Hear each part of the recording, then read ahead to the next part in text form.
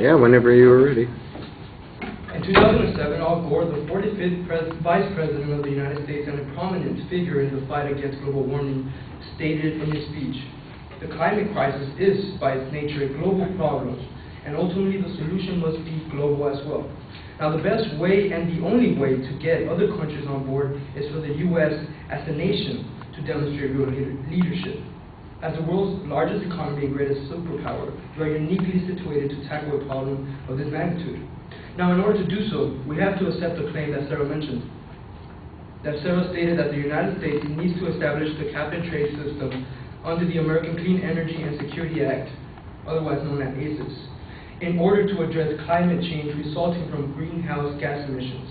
Because first, we have seen similar systems work in the past. Second, the system is capable of effectively reducing greenhouse gas emissions. And third, the system is cost-effective and will produce economic advantages. First of all, there are other previous cap and trade successes that have been unmentioned. Robert N. Stavings points out in his excerpt, "A cap and trade program will help curb global warming," that an important example of an environmental trading program in the U.S. was the phase down of heated gasoline in the 1980s. It included similar features to cap and trade, like trading and banking of environmental credits. This program resulted in successfully meeting its environmental targets and resulting in significant savings as well. It also provided measurable incentives for cost-saving technology to be widely dispersed. Now, Savage also points out at another great example where a cap and trade system was used in the United States to help comply with the Montreal Protocol, an international agreement aimed at slowing the rate of stratospheric ozone depletion. He states that the protocol calls for reductions in the use of chlorofluorocarbons and holins, which are primary chemical groups thought lead to depletion and dangerous contributors to the greenhouse effect. Now, in this system, in which Staving described to appear relatively cost-effective, the system significantly phased out CFCs. Sarah mentioned and Shannon elaborated on the 1990 Clean Energy Act, under the regulation of EPA. Is as well considered to be one of the greatest success while utilizing the cap and trade system to reduce sulfur dioxide emissions. But when we take a closer look at the Clean Air Act, we could see that although it is an extremely successful cap and trade system to regulate sulfur dioxide emissions to decrease acid rain, this system will be ineffective in combating greenhouse gas emissions as opposed to a national cap and trade system under the American Clean Energy and Security Act, which will exclusively target greenhouse gas emissions. EPA Administrator Stephen Johnson expressed to reporters that the Clean Air Act is an ill-suited tool for regulating greenhouse gases because it requires the agency to write regulation by regulation, subject to litigation, or in other words, lawsuits. And in his judgment, that would take many, many, many years. Johnson stated the scope of what needs to be regulated is so overwhelming that it would need to be done piecemeal during the course of several years.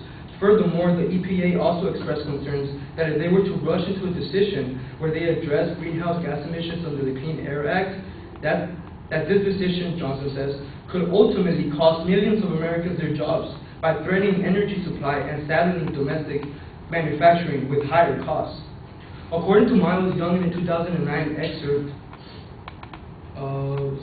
in the Birmingham Young University Law Review, the model used to address acid rain was relatively simple compared to what will need to be designed for a carbon market.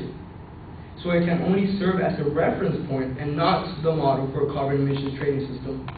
We negate the view of the opposition that implementing a proposed cap and trade system would cost us so much time and money that any benefits stemming from it would be enormously overshadowed.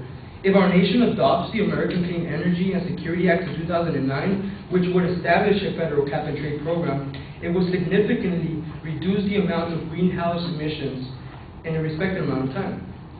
In a 2009 trade journal, Transport Topics, Eric Miller wrote an excerpt on how there are many politicians that support this bill because of the positive effect I just mentioned. Miller states that the 640-page draft legislation calls for promoting such renewable energy sources as wind, biomass, solar, and geothermal.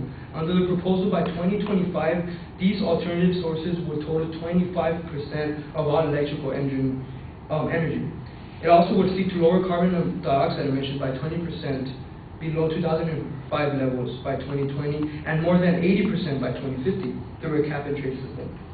We also firmly believe that the cap and trade system under the proposed bill will as well, one, increase employment, and two, create economic growth. In the newspaper San Jose Mercury News, Kevin Serres, a CEO of Serious Materials, which makes energy-efficient building products, implied that since the cap and trade system would create regulations, markets will be created. And where markets are created, there is a business, ultimately creating jobs. Now, the opposing side mentioned that Annie Lerner gave an example of how cap and trade would increase costs for consumers. But even a former U.S. EPA Administrator, Lisa Jackson, would disagree. Miller reports that Jackson said how an EPA economic analysis discounted claims that a cap and trade system would cause utility and energy bills to skyrocket and cause millions of job losses in the United States.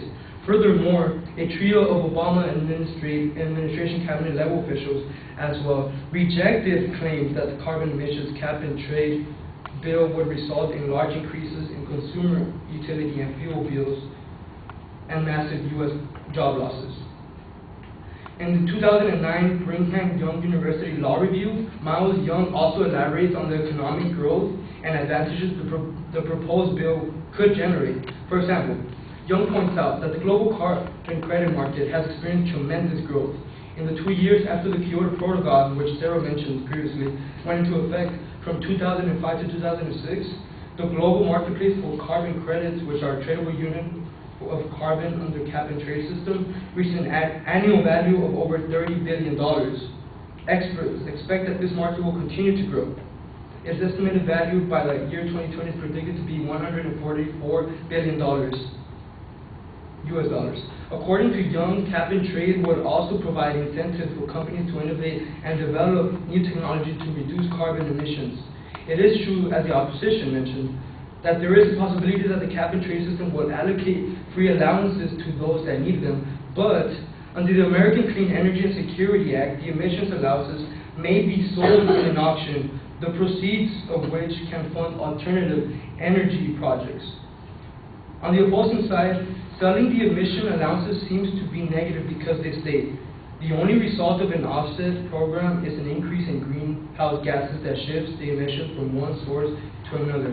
They are wrong because, as Young stated, a notable characteristic of a cap and trade system is that the future emission targets for reductions are fixed and known.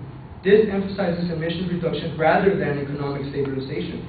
Thus, if accurately set, the cap ensures environmental protection goals are achieved. In conclusion, we stand in affirmation of creating a national system of cap and trade.